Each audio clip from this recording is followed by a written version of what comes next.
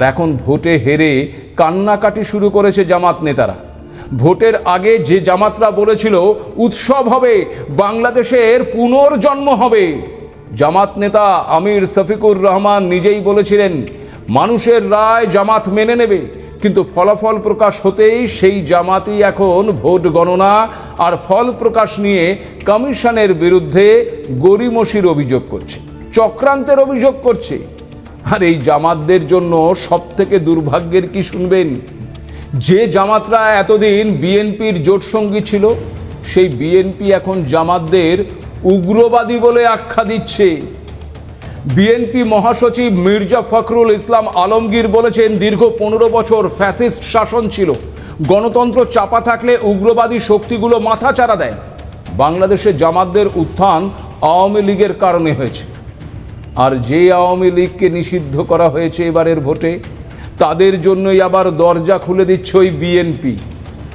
ভোটের ফলাফল প্রকাশের পরেই পঞ্চগড় সদর উপজেলায় বিএনপি সভাপতি আবু দাউদ প্রধান আওয়ামী লীগের একটি বন্ধ হয়ে থাকা অফিস খুলে দিয়েছে।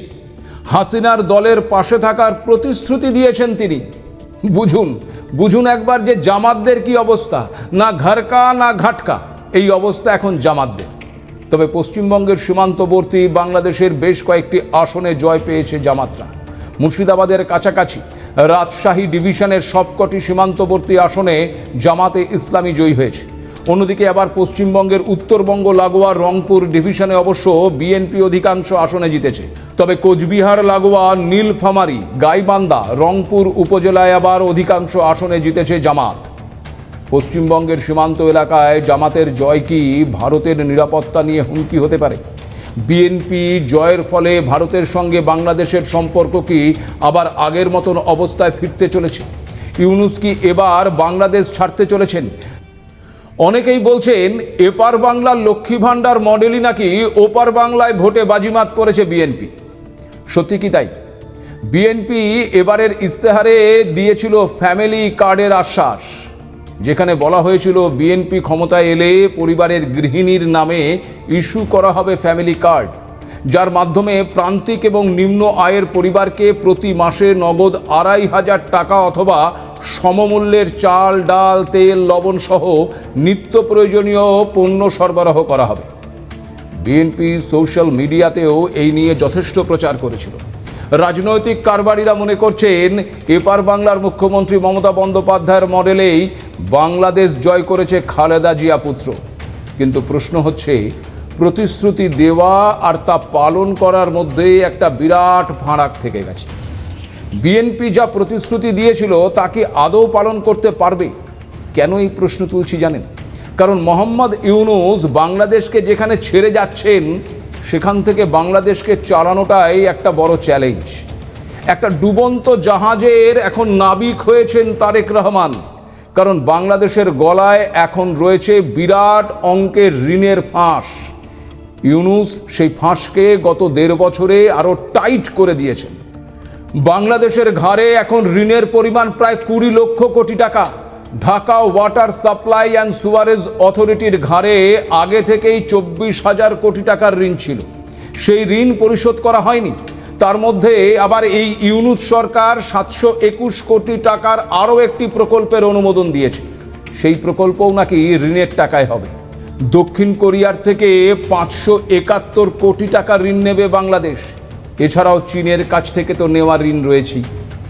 এবার নতুন সরকারে বসে সেই ঋণের টাকা মেটাতে হবে ওই তারেক রহমানকে। একদিকেই বিপুল ঋণের বোঝা, অন্যদিকে আবার ক্রমশ কমছে বাংলাদেশের আন্তর্জাতিক বাণিজ্য। প্রবাসীদের টাকা পাঠানোর হার কমেছে, গত ২ বছরে কমেছে রাজস্ব আদায়ের পরিমাণও, যার ফলে আইএমএফ থেকে প্যাকেজ নিতেও হয়েছে বাংলাদেশকে।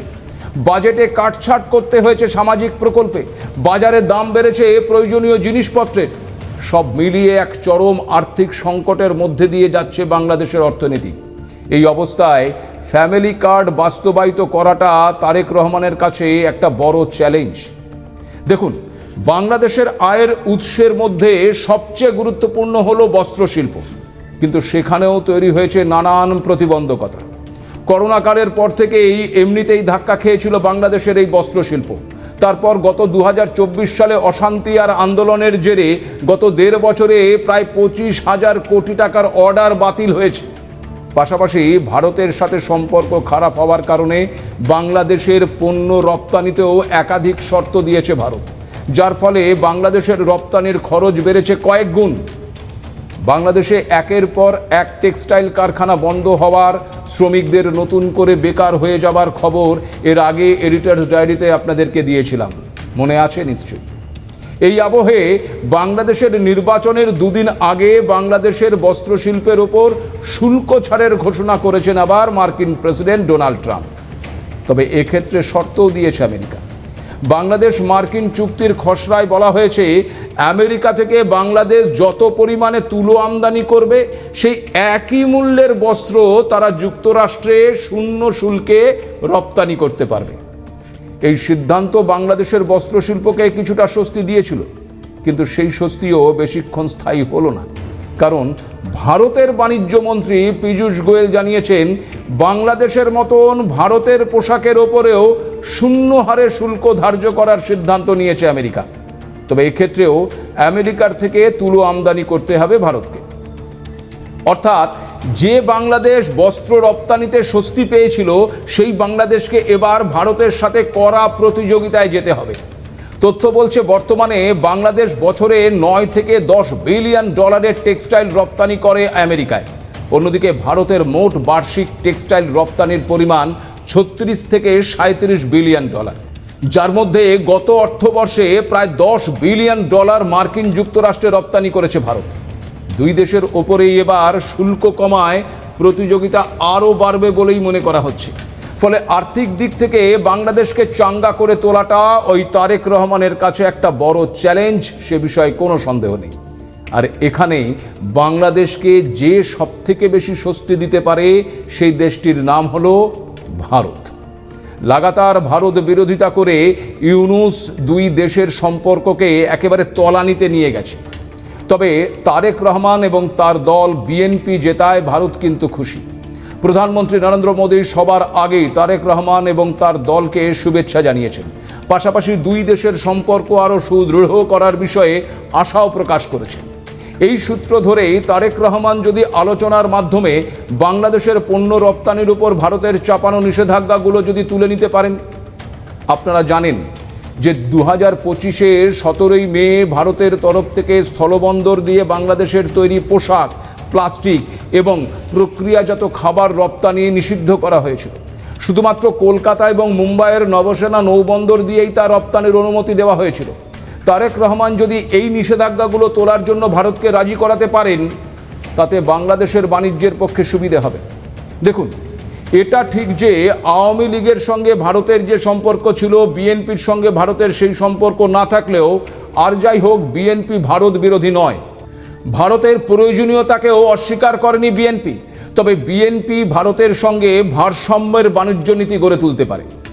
বাংলাদেশে বিশেষ অর্থনৈতিক অঞ্চল বা এসইজেড এবং কৃষি প্রক্রিয়াকরণ, আইসিটি এবং টেক্সটাইলের মতন খাতে ভারতীয় বিনিয়োগের সুযোগ কিন্তু রয়েছে। আবার জাতীয় স্বার্থের ওপর জোর দিয়েই ভারতের সঙ্গে যোগাযোগ মাধ্যমকে আরও ত্বরান্বিত করার সুযোগ বিএনপির কাছে রয়েছে। সব মিলিয়ে বাংলাদেশের অর্থনীতিকে চাঙ্গা করতে বাংলাদেশকে ভারতের সহযোগিতা সবচেয়ে বেশি প্রয়োজন।